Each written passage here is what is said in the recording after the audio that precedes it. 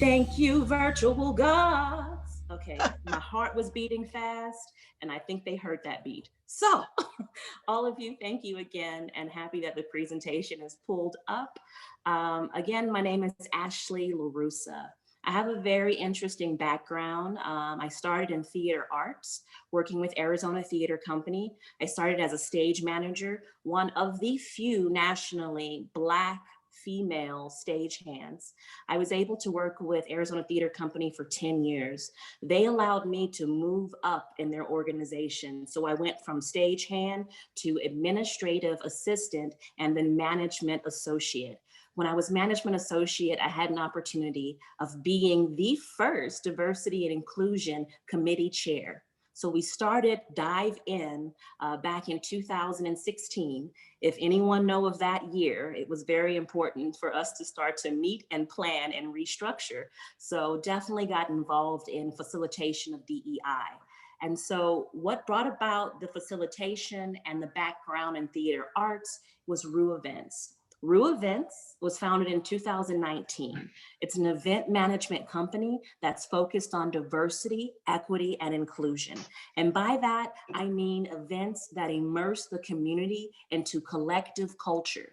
And by collective culture, if we all enjoy food and music, it doesn't matter the color of our skins, it doesn't matter our religious intentions or followings and spirituality. It's about coming together in celebration. And so an example of Roux events pre-COVID was Black Renaissance. This was one of the first events that I had an opportunity of being involved with back in May 2019. We were able to spotlight local Black artists. Again, the issue being that they felt that being here locally, they weren't being seen. They felt like artists from LA and artists from Chicago and other cities would get more recognition and awareness. And so we started our own Black Renaissance with a partner of mine, Sean Louis. He's also a national, international musician, and Black Renaissance thrives on today. So look out for February, Black History Month, because Black Renaissance definitely has some exciting virtual opportunities.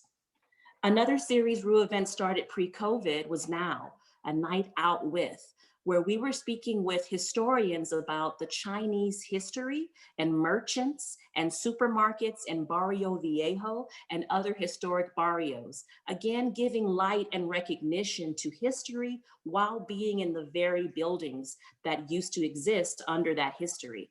And so the Now series was again an example of pulling individuals together. And then lastly, a true proud pre-COVID event was with Flamexico, which is Chris Hakame from the Hakame family. We were able to join forces with the Jewish Foundation of Children's Services and have their annual fundraiser at the Fox Theater. So again, taking different spheres of influence and bringing them, molding them together for a more vibrant, a more diverse experience in our events. And so, so proud to have that opportunity. And now here we are. The pivot, the word that was used most often in 2020 by all entrepreneurs and small business owners that I know. So with Roux events going into staying home, and I have been in home here since March, and also following social distant guidelines and Pima County guidelines moving forward, it became difficult to have the type of events that we were having pre-COVID. And so in that, we thought, well, here we are on the Zooms. Let's do this for a month or two. Let's, connect, as we all know that we did. And we got that Zoom fatigue, some of us, and then we got excited again as we were finding new ways of using Zoom. And to your point earlier, thank you, Chamber, because you are killing it when it comes to a virtual meeting on Zoom with many members coming in, the way you manage it and the transitions, the breakout rooms that we all love and do. Truly is a way of getting that impact with your attendees and having a moment of a conversation in smaller groups versus the large. So these are the things we know, right? We know Zoom, we know breakout rooms. We know that we might be looking for something bigger, different as we go into virtual events. And so in definitions, when I'm talking about virtual events, we're talking about that next step past Zoom, that brings you out into platforms, that brings you into different software to use, as well as different consultant companies and production companies to use. And so here's one tip. This is from Kindle Communications. I will be throwing out a few platforms, consultation companies. I do want to state that I have no business relationship at all with these businesses or consultation agencies. I've just done the research and I want to highlight some of the tips they pulled out. And so firstly, clear and compelling messaging. When you're thinking about doing your virtual event, you want to be as concise to maximize the channels for delivery. So with saying that, you want to make sure your message is clear so that as you're building to communicate this virtually, it doesn't get cluttered. Huge example here at the chamber, you're followed by your mission. You're followed by your organization. So that's your compelling and clear message when you're having these meetings. The captivating creative. So this is another tip. This is what you see as soon as you come into your meeting. This morning, we were enlightened to see a slideshow, to see recognition towards the sponsorship for this organization. Keep this in mind for other virtual events you have.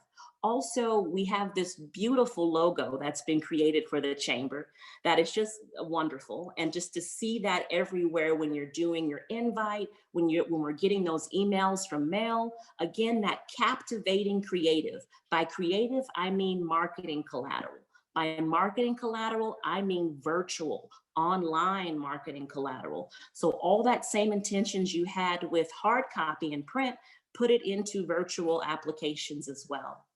Looking at 3, purposeful engagement and participation.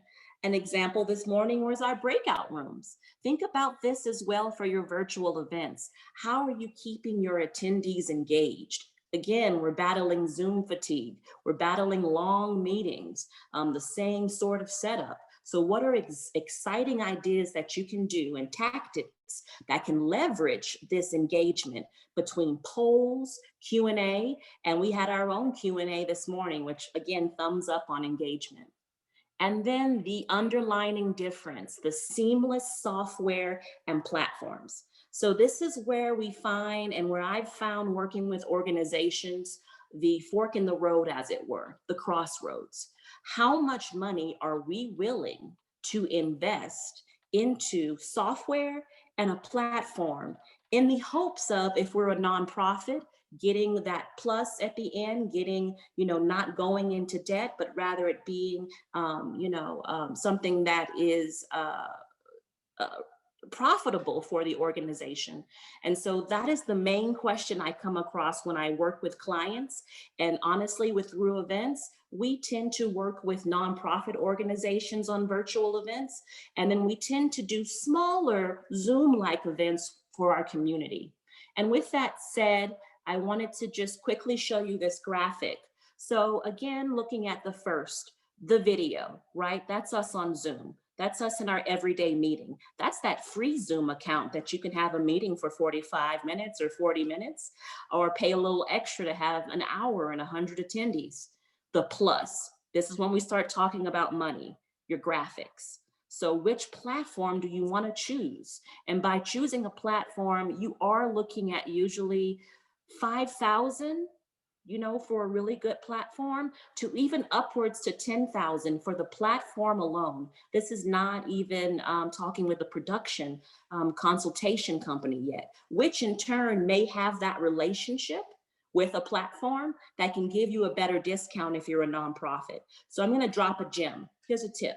When you're starting these conversations about doing a virtual event and you're looking at going past Zoom, and you find that platform, you meet the team, they show you a demo, I encourage you all to go past the demo, because the demo is set up in that way to be the best. Here are all of our features. Here's what you can do on it. Please give us your money.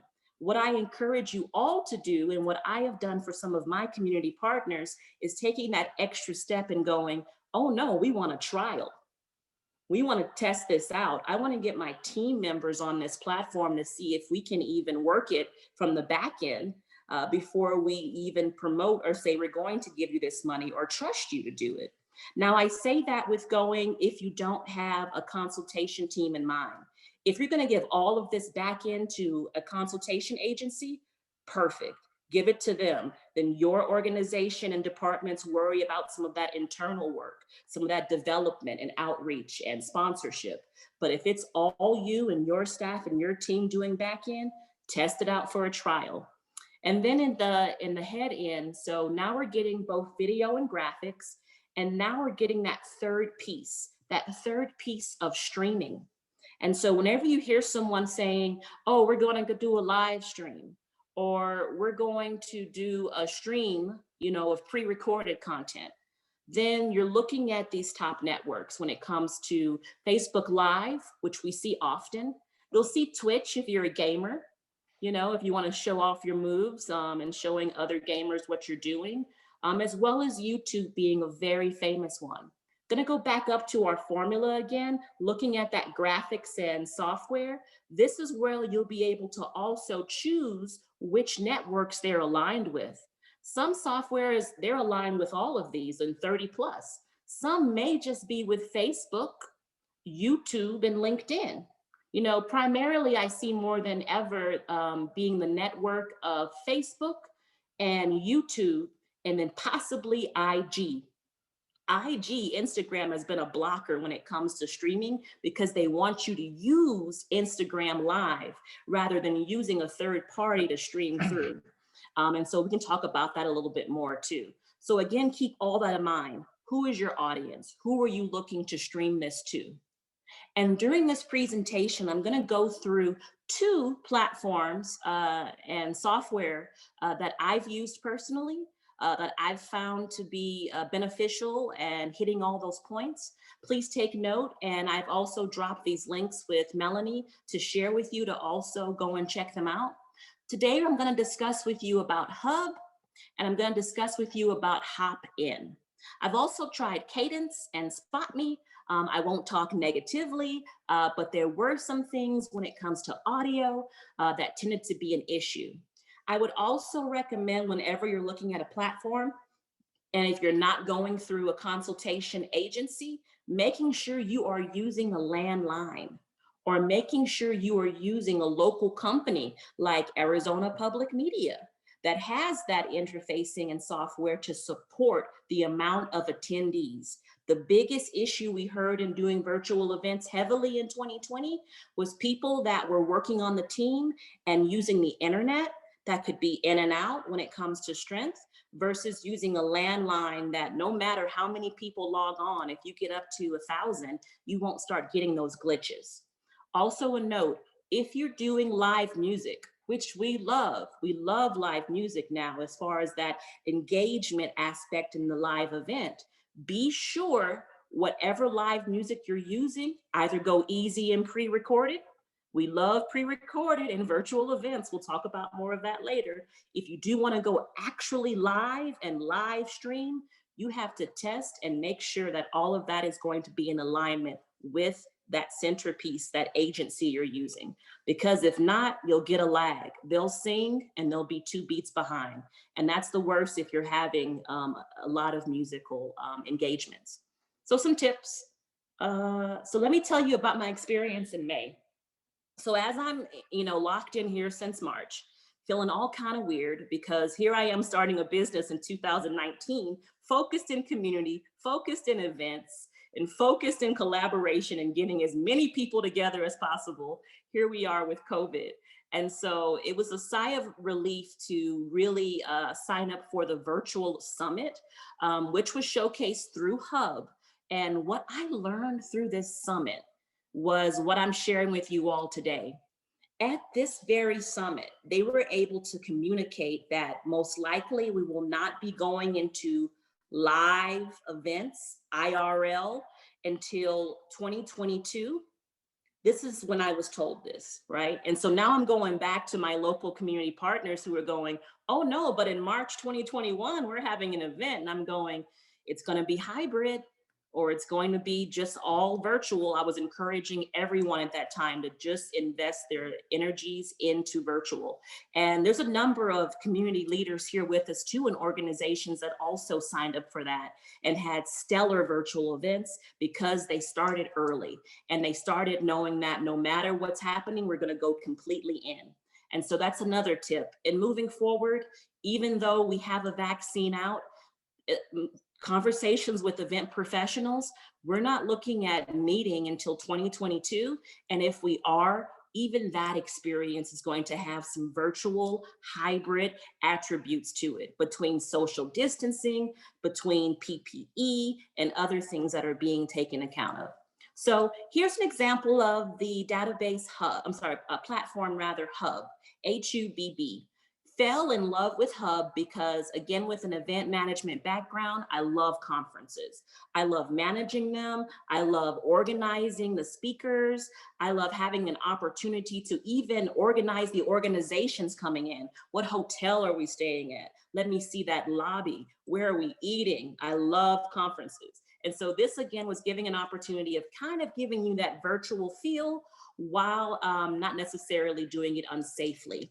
Here's an example in this lobby as well, and most might have seen this in other platforms. When you're starting to think about sponsorships for your fundraising events, keep in mind that you have space for your virtual events for those sponsors. So instead of buying that vinyl banner that you may have used IRL, we're now looking at doing a virtual banner. We're now giving recognition and links and photos to your sponsors. So just keep all those things in mind as you think about the future and events. Here's a few more shots as you're moving through Hub and this event. They had over 100,000 international attendees.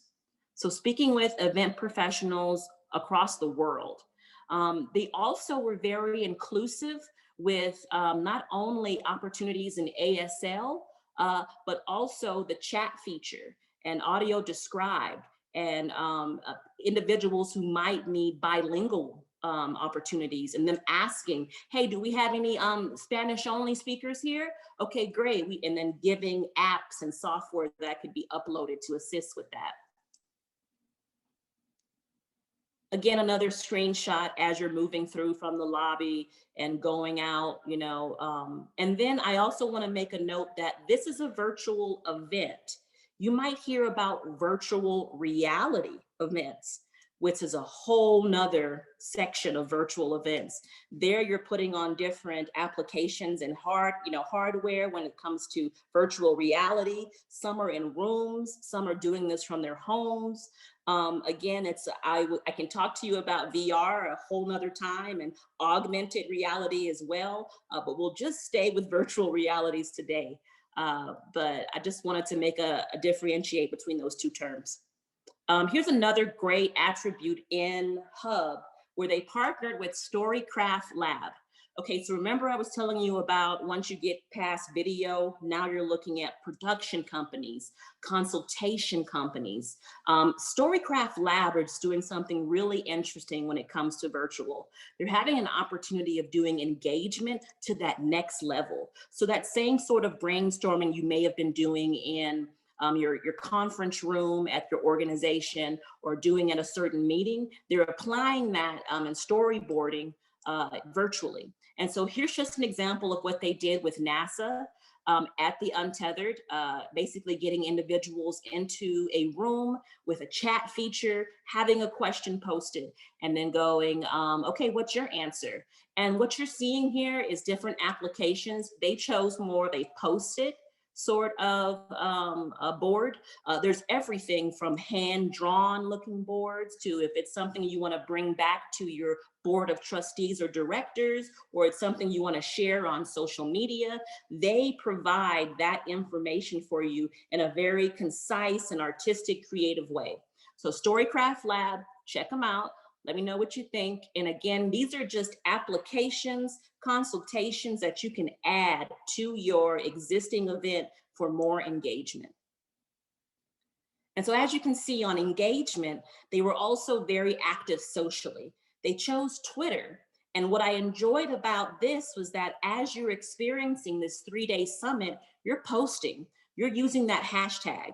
If you don't have a hashtag for your organization, please do think of one to have that you use consistently. And so anytime that you're putting together an event or marketing information, it's all sourced under that hashtag. You can search that hashtag and then see everything. And so their hashtag was Untethered 2020. And so everyone that tweeted, it showed up on their actual, on Hub. So you could go to Brainstorm and see everyone's active feed as they were commenting and doing things. Let's talk about some more tips. Again, pulled from Kindle Communications. Insider tips. Facilitate real-time and ongoing networking. That was our breakout sessions this morning. That is a chat feature you have when you have a keynote speaker on a main stage. You know, that's that pre-party or post-party gathering virtually that you might have. Send attendee swag bags or boxes. This is a must. And in this business, the amount of times I heard this nuance in meetings and still trying to keep a very subtle face was very enlightening, because I didn't want to shoot down anyone's great idea. But this in event management and virtual event management is a must. You must have swag. Even if you send a small bag with a piece of branded collateral, that is it. Send that, send the card, send the bottle of wine if you have it in your budget, send the pizza making materials if you have it in your budget. Look at your budget before you choose your swag, but do choose swag. Include frequent breaks. Yes, it's all about breaks virtually because of our attention spans, y'all. And so it's gotten shorter. And so we really need to invest in breaks whenever you build out this virtual event. And that break could just be a, hey, go do whatever you'd like to do. Or it's an opportunity in saying, you know, we're going to do some yoga together, or we're going to do some breathing exercises and stretches together. Or it's a happy hour for, you know, an hour. We'll meet you back at the conference, you know, for the keynote speaker, you know, whatever that is, have frequent breaks. And synthesize through gamification, the games. Okay, so what this is saying is that if you are doing some sort of auction, or if you are doing some sort of a collaboration and partnership with other businesses, you're going to want to make this fun for your attendees. You don't want to go, okay, here's our sponsor and here's their link. It's, hey, here's our sponsor, and if you click this link, you have an opportunity of winning a free t-shirt from whatever that game trigger is, you know, whatever wakes us up to play Candy Crush, you know, or Who Wants to Be a Millionaire, which is my addiction right now that I've been playing in trivia. You know, we love that as human beings and attending events. So there's that portion. And then again, just breaking down the different sort of platforms that we commonly see. Again, start small, start with Zoom, start with GoMeet, and then go that next level if you have it within your budget. So now, you know, this brings us to how do we transition from Roux events to virtual events to Blax Friday, which was created in June of 2020 in May. Blax Friday came about because of the necessity of knowing and representing Black business owners, specifically Black business owners. And the reason is that in our population here in Arizona, we are under 5%, and within each city, it's even smaller. So with that fact, with knowing our history, our Black history facts and business history, with Black Wall Street, with the issues of trying to start a business during Jim Crow and either being killed or burnt out, with all of that history, and then losing over half of our Black business due to COVID, it became essential for us to what we could do here locally. And locally, and being a localist myself, I found other Black business owners that also felt very passionate about representation. And we created Blax Friday within 1 month with our ambition and virtually, because this was all managed virtually. We did not meet ever in person because we were all social distant or just going out essentially. Our first meeting was in May 18th. I gave a shout out when the hashtag Blax Friday was created, because Blax Friday was actually a hashtag showed through Facebook and Twitter and Instagram whenever a local Black business had an opening, a new product, an opportunity of sharing a special. We would go, okay, congratulations, hashtag Blax Friday. Again, we weren't seeing this on our news. We wasn't seeing this in opportunities, late night news or newspapers. It was on us to step up and go, we see you, hashtag Blax Friday. And so that's how that was created. Now, looking into June, we first started with a live Google Sheet virtually. So we took a Google Sheet and made it a live link. So it was popping, for a Google Sheet to see like 99 plus views at a time, maxed out because they couldn't tell us how many people were viewing it at one time. We also thought it would be inclusive to include the community. We're not coming out here and going, hey, everyone, we have a new directory and now pay us for this new directory and pay us to be on this new directory. And you can only see it if you're a member. We wanted complete inclusive practices. So that included our community being able to add businesses to go, hey, I know such and such, and he wasn't listed, or she or they weren't listed. Can we please add them? And you got it. Thank you for bringing it to our attention. Boom, they're on the list. We took that list and created the website. So back end took all that data and just imported it right into a site. I partnered with Pinnacle Marketing Consulting, which is Akil Hamid. He is angel sent that has helped us launch so quickly and so efficiently. His team had our website launched by June 12th. By Juneteenth, we said, why not have an app? And again, this was just us going, let's reach for the stars. Why not? There isn't one, let's do it. And so sure enough, we started and launched the app with a partner. He's a student at the U of A that was learning coding. And he came in with us during the summer, got us started, got the code going. And now we have our app set up to where we're hopefully going to be updating here next month with adding all the new businesses that have been accumulating on the website. That was Juneteenth. And then here's our virtual event link and tie into the previous discussion. Blax Friday Night Live. And so as our goals and our business and project plan was developed, we said, we want a website, we want an app, and we're gonna do an event. and the project manager and me was like, sure, okay, calendar wise, let's do it, y'all. And so I was loose and free and ready, which I'm happy I was, because, Ashley pre-COVID would have been like 1 month, no, do what? Whose budget? No. So indeed, we did Blax Friday Night Live, which was a special place in my heart because this was one of the first events I had an opportunity of managing with the team post-COVID. I had also opportunities with Tucson Helping Tucson. Shout out to Nova Home Loans for the beautiful initiative we did with Community Investment Corporation, which was also a virtual event. But this was the first time that I was truly able to take the reins, as it was. And one of the main things that we wanted to focus on was making it short, keeping it concise. So it was 30 minutes. And believe me, some of the team members were like, well, maybe we need an hour, 30 minutes might be too short. And it was like, no, think of MTV, right? Think of how those videos before it became too overly sponsored and had too many commercials coming in, right? It was just videos back to back, and it was VJs talking about cool stuff and then back to the videos. So with that in mind, we made Blax Friday Night Live, where it spotlighted Black business owners. We had a pitch competition. So the business owners only had 1 minute to pitch their business. Whoever won, we awarded them with a $500 cash prize. And again, this was all an initiative of keeping it going. The link we're dropping now is Pitch Black. So the small event we did here in Tucson, we've now expanded and partnered with Phoenix. And so in the spring of 2021, we're going national.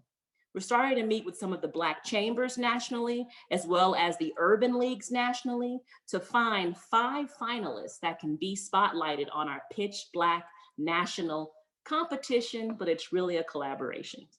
And so that's your tie there with Black Friday Night Live, which again was shown online on the 26th.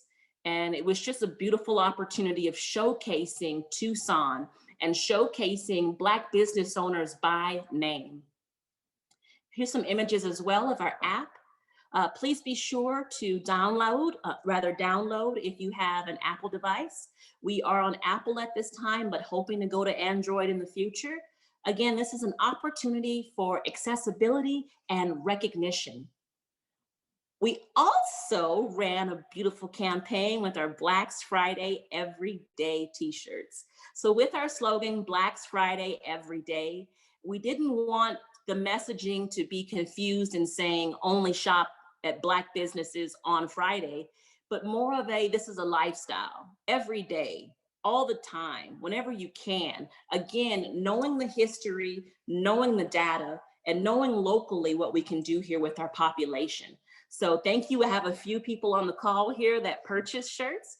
Thank you for your support, and thank you for sporting those any day, every day. It's been truly an honor again to partner with a local screen printing company, Cream Design and Print, who gave us a phenomenal discount as well as donations and has become a community partner. And with community partnership, I wanted to take a moment to discuss this. Again, approaching this now LLC, Blax Friday is an LLC, approaching this in a totally different way. So we don't look for sponsorships. We look for partnerships. We look for individuals being able to commit whatever type of equity they can. That can be social equity, that can be sweat equity, or that can be capital. However they can help, we're open to it. Our structure is also different. We're a flat organization. And by being a flat organization, we allow an opportunity of everyone coming to the table and speaking on what this organization can do. That's why you'll see me say I'm the project lead rather than founder or CEO or any of those type of usually patriarchal type of systems. We break that down. We're all business owners and we do this on a volunteer basis. And speaking of that, we were able to fund this project in 2020 with our community members. Everything was grassroots.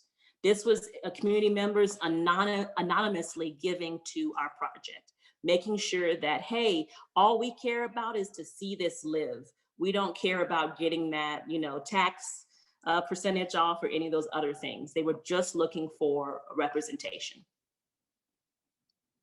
And so again, just going to share with you, we've moved Blax Friday into more of a virtual world as well. We were at the Urban Expo. This is a screenshot of being on Hopin, which is again, another software platform that I shared with you all. And then a few of our numbers. We have numbers now.